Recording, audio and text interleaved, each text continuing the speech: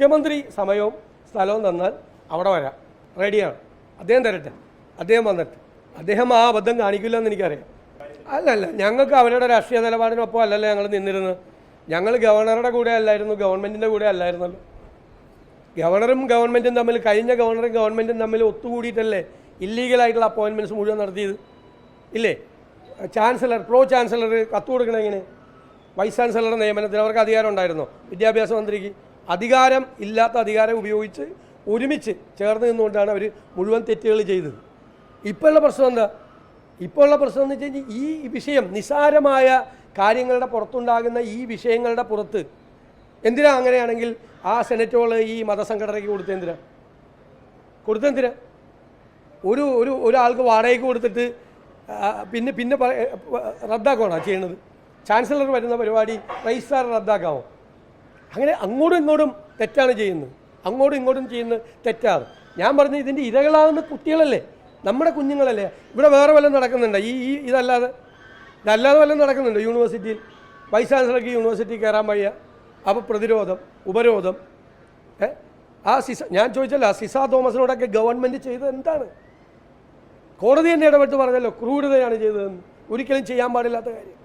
അപ്പോൾ അത് ഉന്നത വിദ്യാഭ്യാസ രണ്ട് കാര്യങ്ങളിലായിരുന്നു കേരളത്തിൽ മുന്നിട്ട് വന്നിരുന്നത്. ഒന്ന് വിദ്യാഭ്യാസ രംഗവും ഒന്ന് ആരോഗ്യരംഗവും. രണ്ടിൻ്റെയും സ്ഥിതി ഇപ്പോൾ ഈ ഗവൺമെൻറ്റിൻ്റെ കാലത്ത് ഏകദേശം തീരുമാനമായി.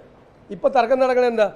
ഇപ്പോൾ മാത്രമല്ല മോശമായത്, മറ്റേ കഴിഞ്ഞ ഗവൺമെൻറ്റിൻ്റെ കാലത്തും ഒന്നാം പിണറായി സർക്കാരിൻ്റെ കാലത്തും മോശമായിരുന്നു. വീണ ജോർജ് മാത്രമല്ല മോശക്കാരി, ശൈല ടീച്ചറും മോശക്കാരിയായിരുന്നല്ലേ. ഇപ്പോൾ CPM നടക്കുന്ന തർക്കം അല്ലേ? അതിലെ സജി ചെറിയാൻ പറഞ്ഞ കൃത്യമായിട്ട് അന്നും കണക്കായിരുന്നു. അദ്ദേഹം പറഞ്ഞതിൻ്റെ അർത്ഥം അതാണ്. ഒരു MLAക്ക് സർക്കാർ ആശുപത്രി പോയി ചെന്ന് കിടന്നാലുള്ള സ്ഥിതി എന്താണെന്നാണ് സജി ചെറിയാൻ പറഞ്ഞത്. ഇത് തന്നെയാണ് ഞങ്ങൾ കഴിഞ്ഞ കുറേ നാളുകളായി പറഞ്ഞുകൊണ്ടിരിക്കുന്നത്. സർക്കാർ ആശുപത്രികളും മെഡിക്കൽ കോളേജുകളും സംവിധാനങ്ങൾ തകരുകയാണ്. ആകെ മന്ത്രി ഒരു കാര്യം പറഞ്ഞു, ആരോഗ്യമന്ത്രി, സിസ്റ്റത്തിൻ്റെയാണ് കുഴപ്പം.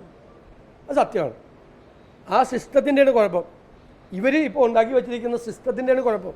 നിങ്ങളിവിടെ ഡോക്ടർമാരോട് ചോദിക്കും, ഇടതുപക്ഷ സഹയാത്രികനായ ഒരു ഡോക്ടറല്ലേ വന്ന് പൊട്ടിത്തെറിച്ച് പറഞ്ഞത്?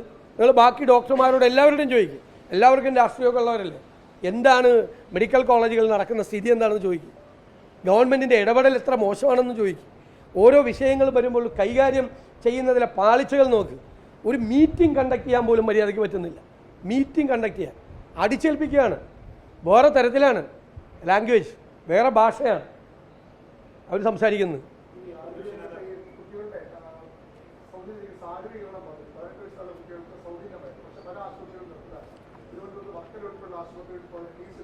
ഞങ്ങളിത് നിയമസഭയ്ക്കകത്തും പുറത്തും പറഞ്ഞു. അതായത് കാരുണ്യ പദ്ധതി, ആരോഗ്യ പദ്ധതി, കാരുണ്യ ബെനവലൻ്റ് പദ്ധതി, ആരോഗ്യകിരണം പദ്ധതി, ഹൃദ്യം പദ്ധതി, JSSK, ഈ ഇപ്പോൾ ടൈപ്പ് 1 ഡയബറ്റീസ് ഉണ്ട് കുട്ടികൾക്ക് ഉണ്ടാകുന്നത്, അവർക്ക് മരുന്ന് കൊടുക്കുമായിരുന്നു. ഭയങ്കര വിലപിടിപ്പുള്ള മരുന്നാണ് അതിന്.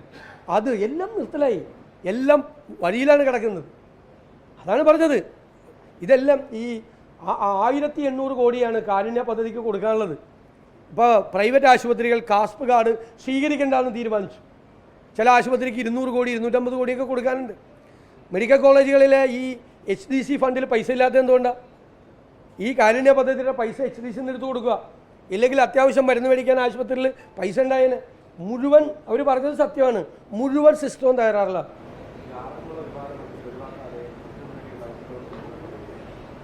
അല്ല, അത് അവിടെ അത് ചെയ്യാൻ പാടില്ല എന്ന് എയർപോർട്ടിൻ്റെ പദ്ധതി വന്നപ്പോൾ തീരുമാനിച്ചാണ്. പിന്നെ എന്തുകൊണ്ടാണ് മുഖ്യമന്ത്രിയുടെ, അവരെല്ലാം സമരം ചെയ്ത ആളുകളല്ല, സമരം ചെയ്ത ആളുകളല്ലേ ഇവരെല്ലാവരും. പിന്നെ വീണ്ടും പദ്ധതിയായിട്ട് പുറത്തേക്ക് പറഞ്ഞിട്ടില്ലല്ലോ, രഹസ്യമായിട്ടാണ്. പുറത്ത് പറയട്ടെ.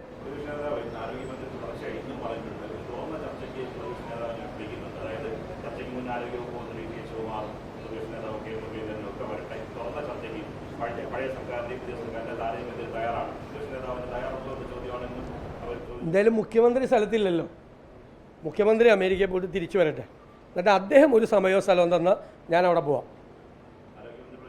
അല്ല, മുഖ്യമന്ത്രി സ്ഥലവും സമയവും തന്നാൽ ഞാൻ അവിടെ പോയി അദ്ദേഹമായിട്ട് സംവാദം ഏർപ്പെടും നടൻ. ഞാൻ പറഞ്ഞല്ലോ മുഖ്യമന്ത്രി സമയവും സ്ഥലവും തന്നാൽ അവിടെ വരാം, റെഡിയാണ്. അദ്ദേഹം തരട്ടെ, അദ്ദേഹം വന്നിട്ട്. അദ്ദേഹം ആ അബദ്ധം കാണിക്കില്ല എന്ന് എനിക്കറിയാം.